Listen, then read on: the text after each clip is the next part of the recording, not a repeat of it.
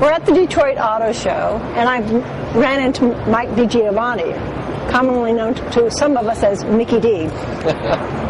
You are the head of global economic analysis for General Motors. Yes.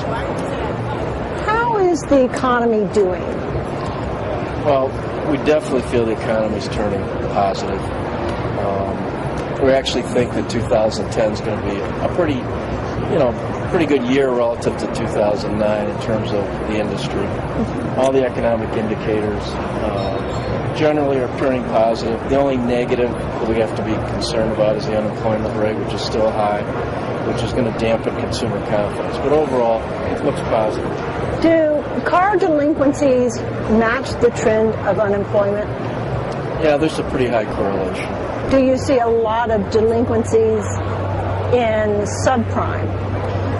Yeah, I would say it's similar to housing, where the subprime mortgages are the people that are generally foreclosing more, although it affects everybody, but they're more effective. It's the same type of thing with cars. We've seen now where prime mortgage people are going into delinquency in their homes. Is that now happening in the car industry as well? Yeah, it's happening to some extent. Do you see more Americans falling into the subprime category? I'd say in the short term we do. With the unemployment rate hitting 10%, we think it's going to stay there for a while. That's a lot of people out of work. If you have unemployment continue, let's say it's just at 10% for the next couple of years, but CAFE makes the price of a vehicle go up because you have to now put new technology on it. Do you think that will stall sales?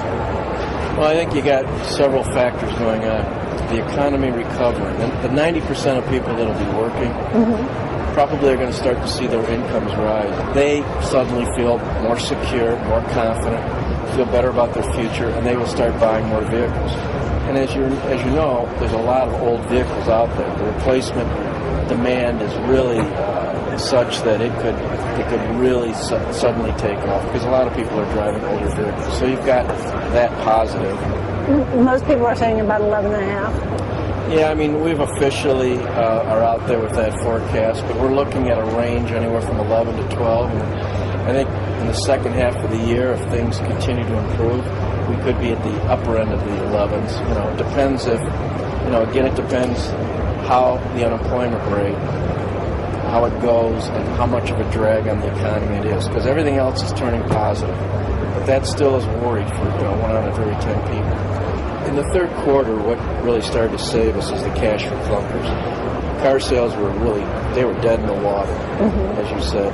The cash for clunkers, which we were really saying we needed earlier in the year, well, we finally got it. And when it hit, in July, August, it really was what was the exact thing we needed at that time.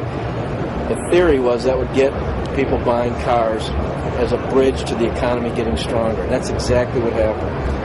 We saw some payback in September of cash for clunkers, but by the time we got into October, November, December, the economy was starting to get its legs under it. So the cash for clunkers was a bridge till we could get to that. And so now we're seeing the economy on its own, as I said, people feeling a little bit more secure about their jobs and their incomes, starting to finally buy. Credit's a little bit more available. And we're clearly seeing, the seasonally adjusted annual rate in December was about 11.5 million, so definitely getting stronger. Mike Digiovanni, Mickey D, thank you very much. Thank you.